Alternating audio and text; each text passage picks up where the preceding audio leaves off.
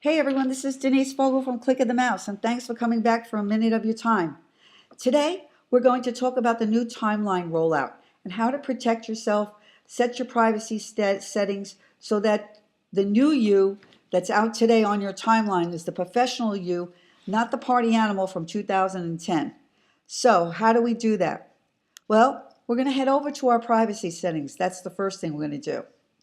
And click on the down arrow here and go straight to privacy settings. Easy so far, and I hope you're with me. What I want you to do now is limit the audience for past posts. You want to manage that past post visibility. You want to set it up so the maximum people that can see it will be your friends. And all you do is limit your old post here by clicking here. If you need more information, you can always click on Learn about changing your old post.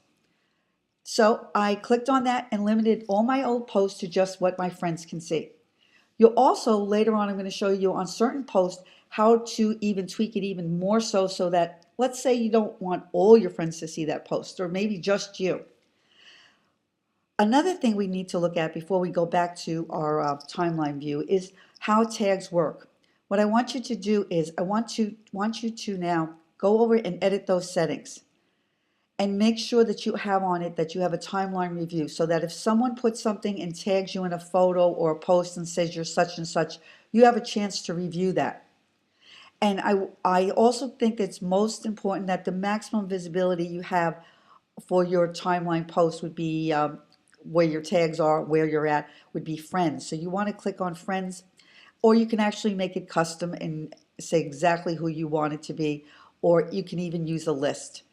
If you use the globe, it's public for the whole world to see. So once I've done that, you also have the tag suggestions. And the most important part about this here is make sure you put on, I think in my opinion, and I might get some flack for this, but you don't want your friends to be able to check you into places. You should always be able to check yourself in and let people know where you are when you want them to.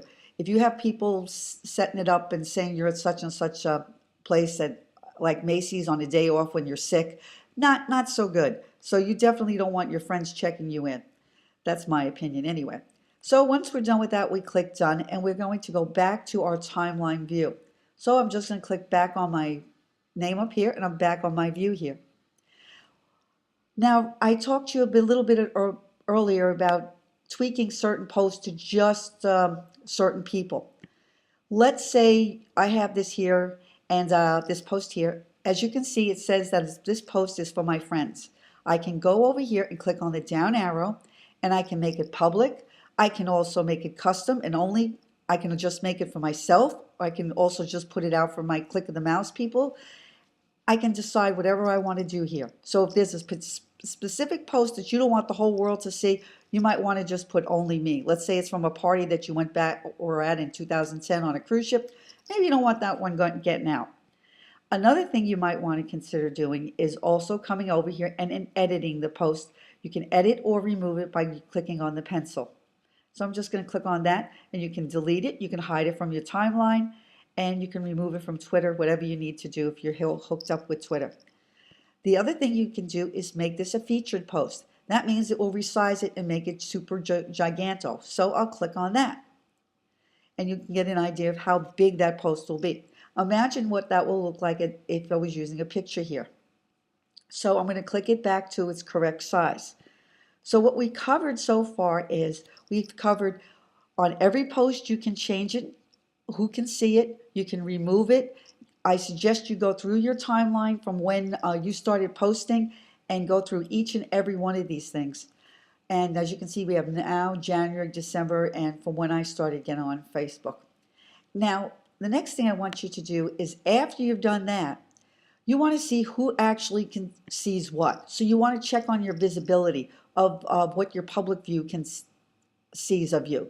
So come over to here and click on this little down arrow right next to your activity log and click on View As.